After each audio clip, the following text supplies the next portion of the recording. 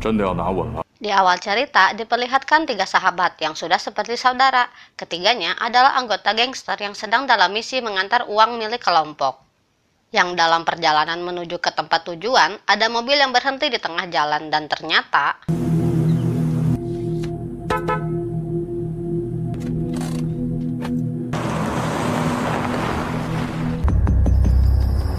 mereka dihadang dari depan, dari belakang oleh 2 mobil berwarna hitam. Menyadari ada pihak yang akan merebut uangnya, ketiga sahabat itu membawa pisau dan keluar dari mobil untuk menghadapi situasi saat ini.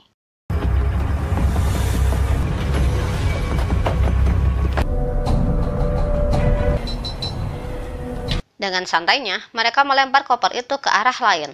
Meskipun musuh yang berjumlah banyak, ketiga sahabat itu tidak menunjukkan rasa takut sedikit pun.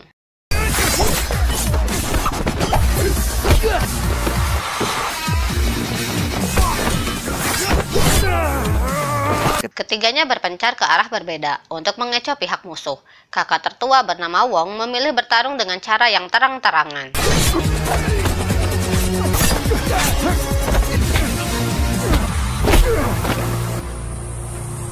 Selesai bertarung, mereka kembali berkumpul dengan koper yang sudah hilang, di mana kedua adiknya itu mengaku kopernya berhasil direbut oleh musuh.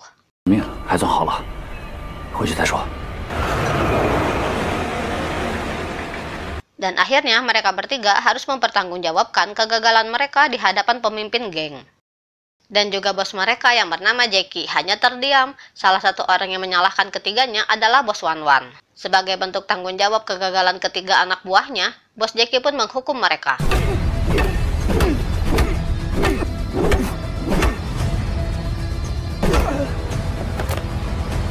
Setelah itu, terlihat Wan Wan mendekati beberapa bos dari kelompok lain.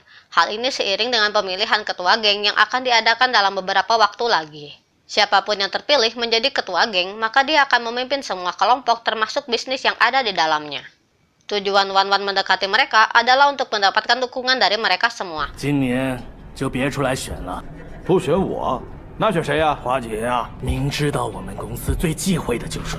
Meskipun Wan Wan sudah bersikap baik, namun para bos berpikir bahwa Jackie adalah sosok yang tepat untuk memimpin geng mereka.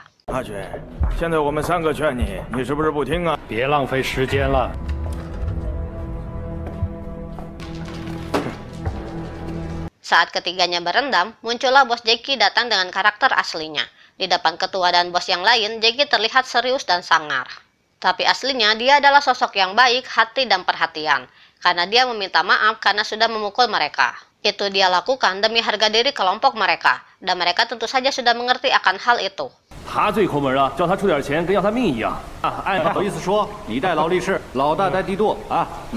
Malamnya ternyata koper itu tidak hilang, melainkan sengaja disembunyikan oleh kedua adik Wong yaitu Tang dan Fei. Akhirnya aksi mereka diketahui oleh Wong.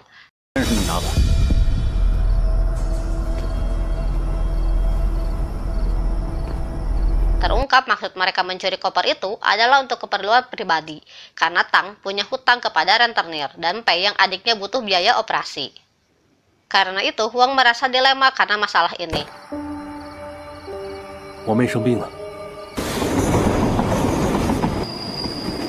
Karena mereka berdua sudah jujur dan menjelaskan apa masalahnya, Wong pun bilang bahwa mereka akan meminjam uangnya dulu untuk biaya operasi adiknya Pei. Dan saat adiknya sudah kembali sehat, mereka menemui pengepul barang curian untuk meminta pekerjaan untuk membayar uang ganti yang sudah mereka pakai.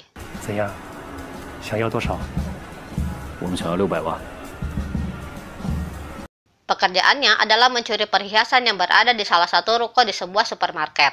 Tanpa pikir panjang, mereka langsung beraksi saat itu juga.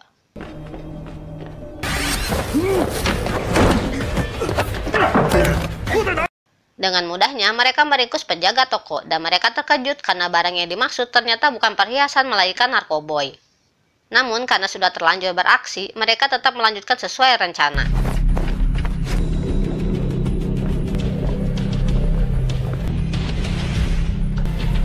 Muncul preman yang bermaksud mengambil barang itu.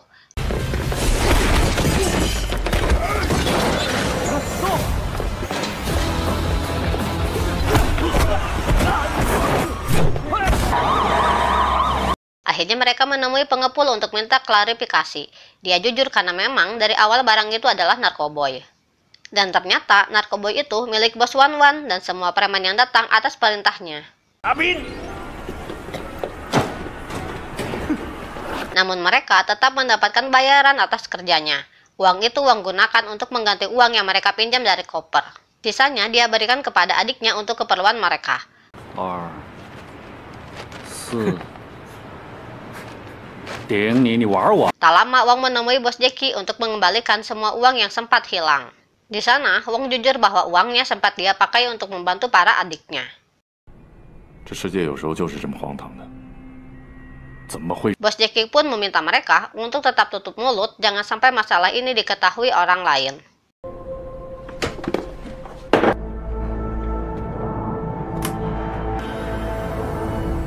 Terlihat Tang yang sedang membayar hutangnya. Namun Tang tergoda lagi oleh saham yang sedang turun sehingga dia menemui lagi si rentenir untuk meminjam uang.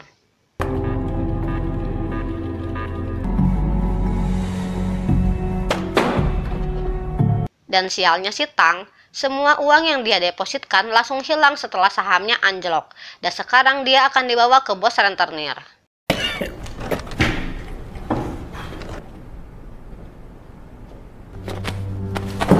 Dia adalah bos Wan Wan dan terlihat si pengepul sudah ada di sana.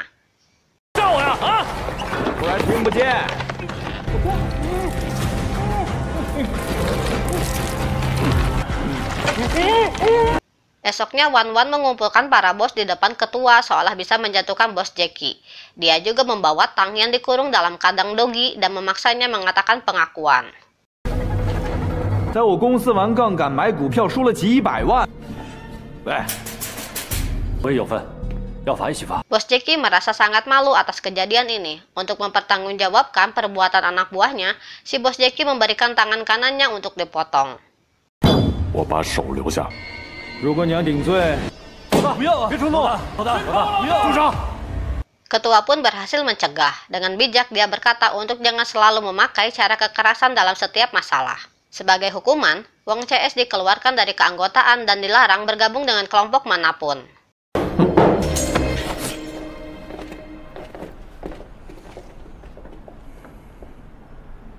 听到了吗？听清楚了吧？ 清楚。 Di jembatan layang, Won pun memarahi keduanya. Dengan fakta bahwa mereka bukan anggota geng lagi, kini Wong CS hanya pengangguran. 你说的。 Setelah mereka berpisah, Wong menemui bos Jackie untuk mengucapkan salam perpisahan. Dengan tulus, dia memberikan sejumlah uang bekal mereka memulai hidup baru. 或者我们3个惹出来的，你还给我们钱，这怎么敢收啊？切，你这是没把我当老大。不管怎么说，他的出发点也全都是为了兄弟。 Setelah itu, bos Jackie menemui Wan Wan untuk meminta satu hal. Karena sudah kenal wataknya Wan Wan, akan tetap menghabisi Wong CS karena sudah mencuri narkoboy miliknya. Kedatangannya ke sini adalah untuk memohon agar Wan Wan mengurungkan niatnya itu. Jika perlu, dia bersedia mundur dari pemilihan dan mempersilahkan Wan Wan untuk maju sendirian. 我选不选都无所谓。如果你肯给他们3个一条活路走。 Namun ternyata, bos Wan Wan sudah mengirim anak buahnya untuk menghabisi Wong CS di tempat yang berbeda.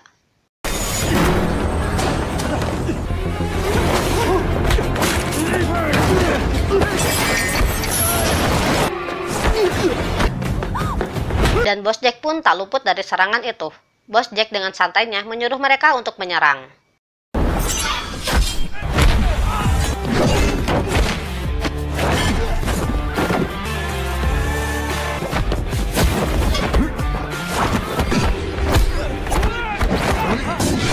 Dia berhasil mengalahkan mereka semua dan menyisakan satu sebagai pembawa pesan kepada bos Wan. Namun bos Jack sempat terkena satu tusukan di perutnya. Datanglah Wong ke sana untuk membantu.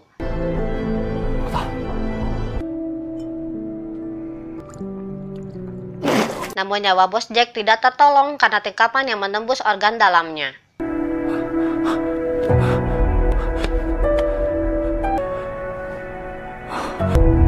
Esoknya di upacara pemakaman bos Jack, semua orang hadir untuk berduka cita. Wong CS pun datang ke sana saat bos Wan tiba di sana. 你和你。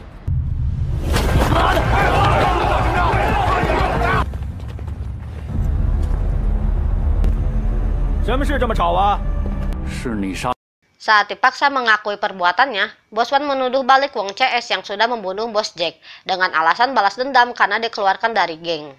Wong semakin emosi saat Bos Wan membisikkan jika benar dia orang yang menghabisi Bos Jack. 公司那笔钱也是我抢的，开始我只不过是想嫁祸花金，你们两个没脑子的给我助攻，谁会信你们说的呀？你妈的！ Singkat cerita, hari pemilihan tiba. Bos Wan akhirnya menjadi kandidat terpilih untuk menjadi ketua baru, di mana tetua sendiri tidak bisa berbuat banyak karena itu sudah jadi aturannya. 选完了，未来的日子呢，我阿群保证。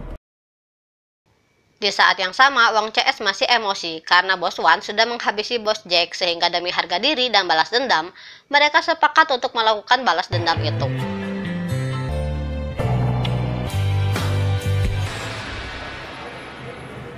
Terlihat Bos Wan yang sedang merayakan kemenangannya.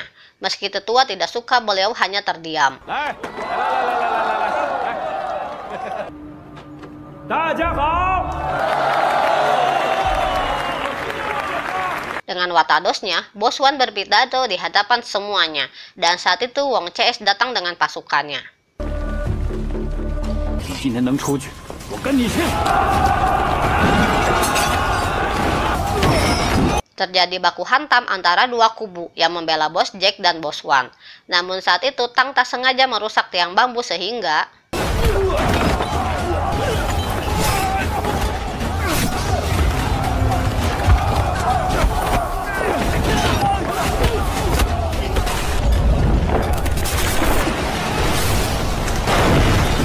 meski sudah tertimpa, Bos Wan masih bisa berusaha untuk kabur dengan mobilnya, di mana Pei mencoba menggagalkannya, namun Pei akhirnya mati tertancap kayu.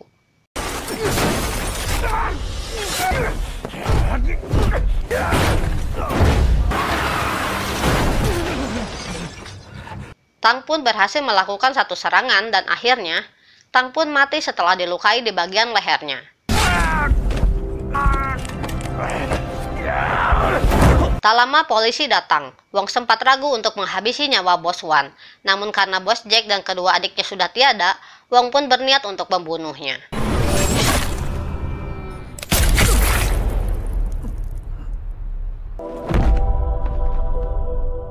Setelah Wong CS mati, sekarang yang tersisa hanyalah adik Fei yang sudah sembuh.